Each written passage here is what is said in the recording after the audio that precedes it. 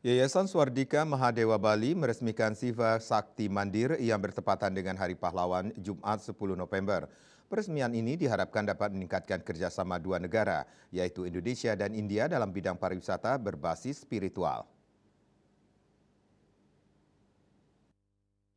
Peresmian ini dihadiri oleh Senator DPD RI Dr. Sri Gusti Ngurah Arya Wedakarna MOS 3 SE M2 MSI, perwakilan PHDI, perwakilan Kementerian Agama, perwakilan perguruan tinggi swasta, aparat desa dan kecamatan, serta undangan lainnya.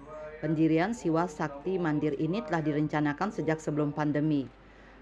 Pendiri Siwa Sakti Mandir, Lakiani Tejban berharap dengan adanya mandir ini diharapkan kedepannya dapat meningkatkan kerjasama yang baik antara Indonesia khususnya Bali dengan India yang ingin mengembangkan pariwisata berbasis spiritual, di mana mandir ini dapat digunakan oleh umat Hindu baik yang berasal dari Bali maupun wisatawan India yang berkunjung ke Bali dan ingin melaksanakan pernikahan secara Hindu lengkap dengan sarana prasarana yang seharusnya.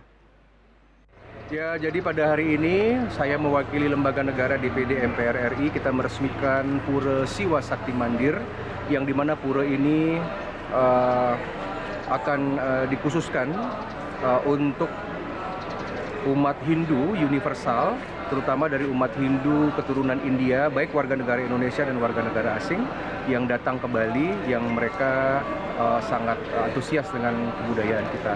Jadi ini salah satu pura yang dimana bisa dipergunakan sebagai tempat seremoni, upacara wedding seremoni, karena kita tahu bahwa hari ini posisi wisatawan India yang mayoritas beragama Hindu ada di posisi peringkat nomor 2. Ya, sehingga selamat untuk teman-teman dari Hindu India yang ada di Bali dan juga Jakarta yang telah meresmikan tempat ini yang luar biasa yang ada di kawasan yang juga disebut sebagai kawasan Pancasila. Kalau orang turunan India atau orang India dari semua negara suka datang ke Bali untuk destination wedding.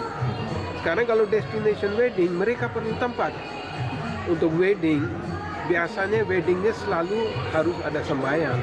Kalau pesta lainnya nggak ada sembahyang nggak apa-apa. Tapi khusus wedding waktu mau nikah atau wedding namanya itu harus ada sembahyang dewa atau apa agni. Jadi saya harapin siapapun yang ada datang ke Bali mau ada wedding, dia bisa pakai ini, dia nggak perlu cari-cari.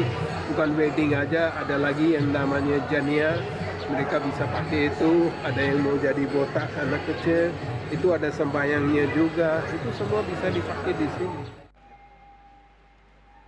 Peresmian ini juga merupakan salah satu bentuk akulturasi budaya antara budaya Hindu Bali dan budaya Hindu India, di mana dalam proses pendiriannya telah dilaksanakan prosesi peresmian yang berlandaskan budaya Bali dan peresmian kali ini menampilkan budaya India yang kental.